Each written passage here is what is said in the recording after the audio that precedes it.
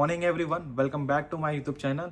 तो सबसे पहले आप लोग को मेरी तरफ से रमज़ान की मुबारकबाद और होप आप लोग अच्छे रहेंगे। ठीक है, तो आज हम बड़े इंपॉर्टेंट टॉपिक्स पे हम बात करने वाले हैं। तो जो मेरी वीडियोस रहेगी ना, आप लोग स्टार्टिंग से लेना एंड तक ज़रूर देखना। ठीक है, कि ज़्यादा बड़ी वीडियोस में बनाने वाला नहीं हूँ।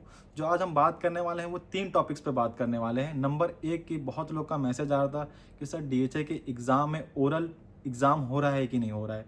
नंबर 2, अभी रिसेंटली में 3 डीएचए एग्ज़ाम हमारे स्टूडेंट ने डीएचए एग्ज़ाम फार्मासिस्ट पास किए हुए हैं।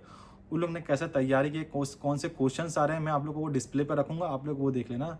नंबर जो 3 है कि हमारा नया बैच कब से चालू होने वाला है। जैसे आप लोग को मालूम है कि हम लोग ऑनलाइन कोचिंग करवाते हैं, तो उसका नया बैच कब से चालू होने वाला है, उसके बारे में हम बात करेंगे। तो नंबर 1 पे जो हम बात करने वाले हैं वो ओरल डीएचए एग्ज़ाम का हो रहा है कि नहीं हो रहा है। ऐसा कुछ भी नहीं है, ये सब गलत है। अगर ऐसा कुछ होगा जो डीएचए में ओरल एग्ज़ाम हो रहा है, तो मैं आप लोग को ज़रूर इन्फॉर्म करूँगा उसके बारे में कि कैसा हो रहा है, कैसा इसमें कितना पासिंग चाहिए, क्या करना रहेगा, उसके बारे में मैं आपको इन्फॉर्म करूँगा। अभी तक ऐसा कुछ भी नहीं हो रहा है।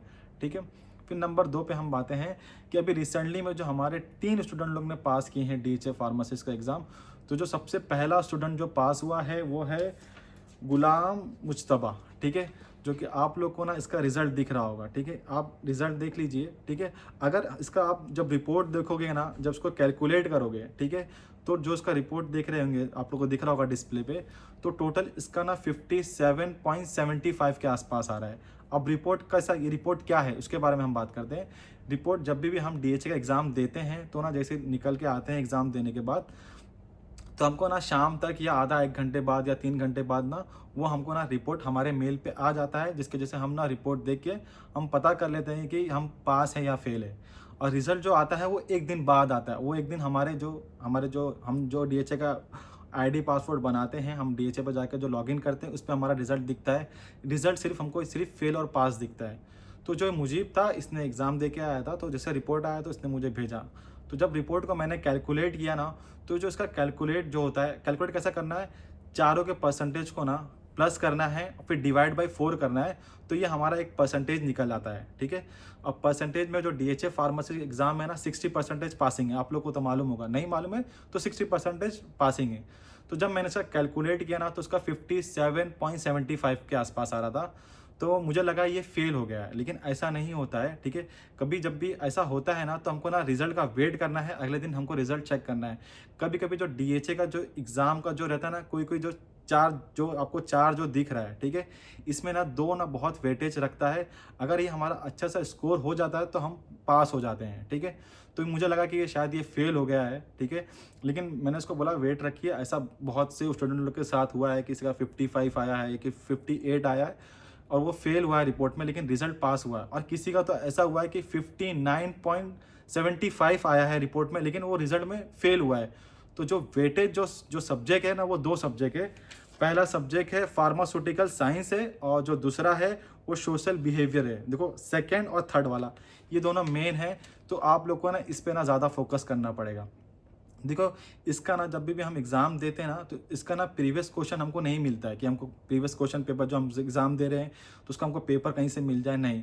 लेकिन कुछ कुछ जो स्टूडेंट होते हैं, जो पढ़ते हैं और अच्छे से एग्ज़ाम लिखते हैं ना, तो उन लोग को ना दिमाग में रहता है कि ऐसे ऐसे क्वेश्चंस आ रहे हैं। और जो हमारी नोट्स को रिफ़र करते हैं या किसी और की भी नोट्स रिफ़र करते हैं, तो उन लोग का आइडिया रहता है कि ये नोट्स में से ये क्वेश्चंस आए थे। तो जब ये मुजीबुर रहमान से मैं पूछा कि क्वेश्चंस कैसे कैसे आए थे, तो इसने कुछ क्वेश्चंस बताया था, तो मैं आपको डिस्प्ले पर डाल देता हूँ। तो आप लोग देख लो कि ऐसे ऐसे क्वेश्चंस आ रहे हैं, कैलकुलेशन में ऐसे आ रहे हैं, एमसीक्यू में ऐसे आ रहे हैं। ठीक है, जैसे वैक्सीन में से ऐसे ऐसे क्वेश्चंस आ रहे हैं, एंटीबायोटिक्स में आ रहे हैं। तो आप लोग ये देख लीजिए कि क्वेश्चंस कैसे कैसे पूछ रहे हैं। ठीक है, और फिर हम दूसरे स्टूडेंट की बात करते हैं, जिसका नाम है जलेंद्रा। ठीक है, इसने ना बहुत अच्छा लाया है, पास हुआ है, जो कि ये 3 मार्च को पास हुआ है, मतलब जस्ट 3-4 दिन पहले। इसका अगर हम परसेंटेज निकालेंगे रिपोर्ट के, टोटल इसका 73% इसका आया हुआ है।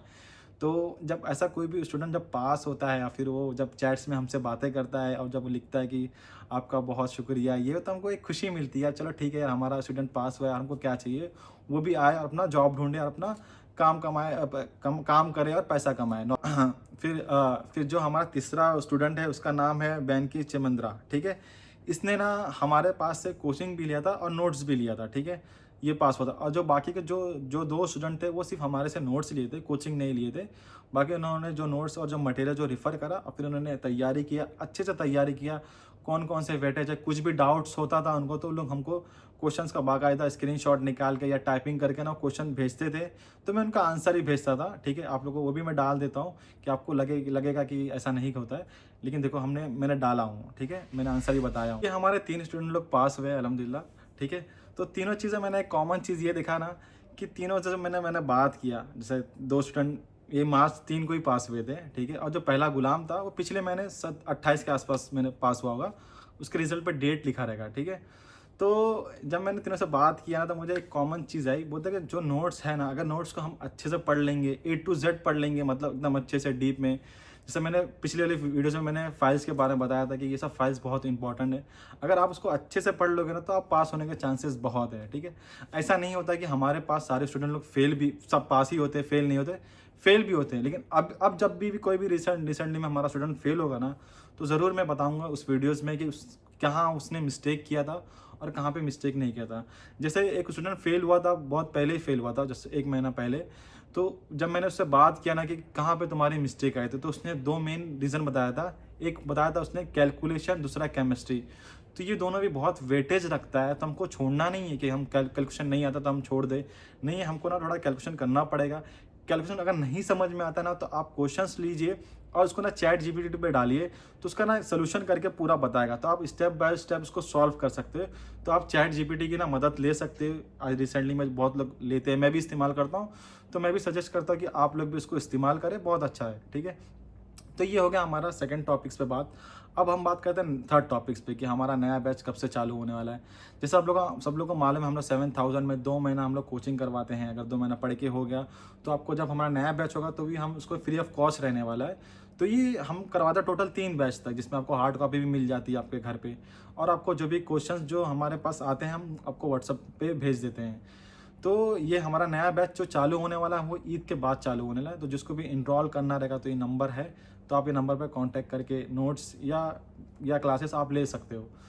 तो यही बात था और कुछ था नहीं इस वीडियोस के अंदर। अगर मैं नेक्स्ट वीडियोस में कुछ इंटरेस्टिंग टॉपिक्स पे बात करूँगा, तो तब तक के आज के वीडियो हम यहीं ख़त्म करते हैं। मिलते हैं नेक्स्ट वीडियो में, तब तक के फ़ी अमानिल्लाह।